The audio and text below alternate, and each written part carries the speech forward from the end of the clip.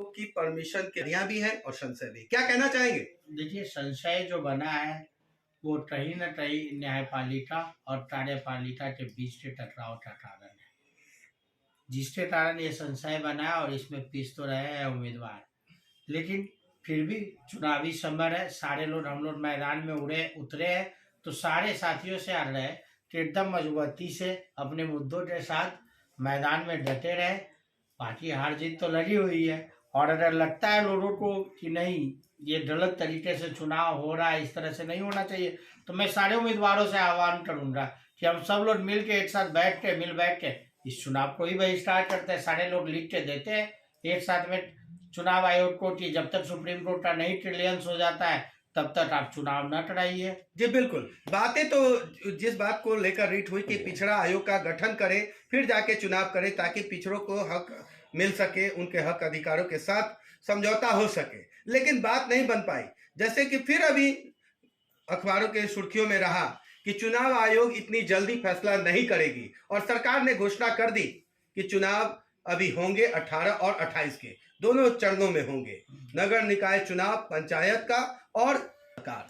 देखिए, तीनों इस देश का अभिन्न अंग है, चाहे वो न्यायपालिका हो, चाहे इलेक्शन कमीशन हो या गवर्नमेंट हो, वो आम जनता से मुद्दों से जुड़े हुए। इन लोगों को आपस में तालमेल मिला के उचित निर्णय लेना चाहिए था। न्यायपालिका की भी अपनी मजबूरियां हैं कि उनके पास समय नहीं है, इलेक्शन कमीशन की भी अपनी मजबूरी है कि वो बहुत काफ़ी लेट हो चुके हैं, लेकिन इसमें पीस रही है आम जनता। सबसे बड़ी बात है 12,500 करोड़ जो अभी तक चुनाव आयोग और प्रत्याशियों का खर्च हो चुका है, उसका हिसाब देगा कौन? क्या सरकार से वसूला जाएगा या जनता पर होगी परेशान? 12,500 करोड़ रुपया पूरे जनता का पैसा है, ये किसी मतलब सरकारी तंत्र का नहीं, पूरी जनता का पैसा बिल्कुल, है, टैक्स का और पैसा और जनता का प्रत्याशियों का पैसा हुआ है। और ये सब तो खैर आप पीछे छूट चुका है, जब चुनाव की तिथि घोषित हो चुकी है और सारा चीज हम लोगों ने भी लेटर रिसीव कर लिया है कि अब हम चुनाव में डट के प्रचार करेंगे, काम करेंगे और मुद्दों के साथ जाएंगे। तो अब विशेष रूप से अगर उसी पे बात हो तो ज़्यादा बेहतर है, क्योंकि अंततः जनता ही सर्वोपरि है, जनतंत्र ही सबसे बड़ा है, उसके आगे सारे तंत्र फेल है। तो आप मानते हैं कि जनतंत्र सबसे बड़ी है और उसके आगे सब तंत्र फेल है, तो क्यों नहीं करवा रही है पिछड़े आयोग का गठन और उसके अकॉर्डिंग करा रही है चुनाव? आपने ही कहा है क्या उसमें उस जनतंत्र में पिछड़ों का हिस्सा नहीं है? सरकार ने पिछड़े आयोग का गठन किया, ठीक है, लेकिन अब उसने किस तरह से क्या गठन किया वो न्यायपालिका और इनके बीच का मामला चल रहा है। क्या गठन हो गया? टिप्पणी अभी हम नहीं करना क्या गठन हो गई पिछड़े आयोग का?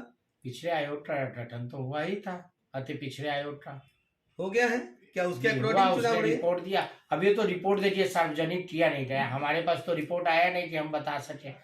ये तो इलेक्शन कमीशन जाने, सरकार जाने और न्यायपालिका जाने। जब रिपोर्ट ही आ गई है पिछड़े आयोग का, तो पिछड़े जो अति पिछड़े हैं उसके सीटों पर क्यों नहीं उनके अधिकार दे रही है? फिर से नॉमिनेशन कराए अथवा उन लोगों को फिर से हक दे। देखिए, कहीं कोई चेंज इन हुआ ही नहीं तो फिर से नॉमिनेशन कराने की क्या बात होगी? तो आप तो ये जब सारा चीज अति पिछड़ा के अनुसार जो रिपोर्ट्स थे उसी के अनुसार में सारा चीज पहले से तय वाले में ही हो रहा है, तो फिर से नॉमिनेशन का कोई बनता ही नहीं है।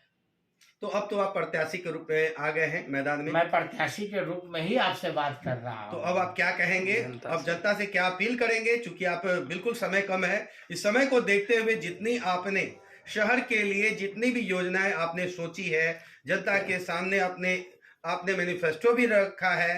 नहीं, अभी मेरा मैनिफेस्टो आया नहीं है। मैनिफेस्टो आने से पहले ही चुनाव पे आंशिक रोक हाई कोर्ट ने लगाई थी, उसके कारण चुनाव स्थगित हो गए थे। हम अपना मैनिफेस्टो फिर से जारी करेंगे, जनता के बीच में लेके जाएंगे, और अभी हम लगातार, चूंकि हमने पहले भी कहा और फिर आपके चैनल के माध्यम से कहते हैं कि हमारे जो नीति है वो राजनीति नहीं है, हमारी नीति सेवा नीति है। हम उसके तहत 365 दिन जनता के बीच में और जनता के मुद्दों पर काम कर रहे हैं और सदैव करते रहेंगे। तो अब आप जो आपने जो मैनिफेस्टो रखा है अब वो जनता को सामने करेंगे। जी बिल्कुल, और जनता के बीच में आएंगे बिल्कुल, और अपने कार्यों का हिसाब मांगेंगे और जनता से अपील करेंगे कि कौन बनेगा मेयर और कौन बनेगा जनता का सेवक।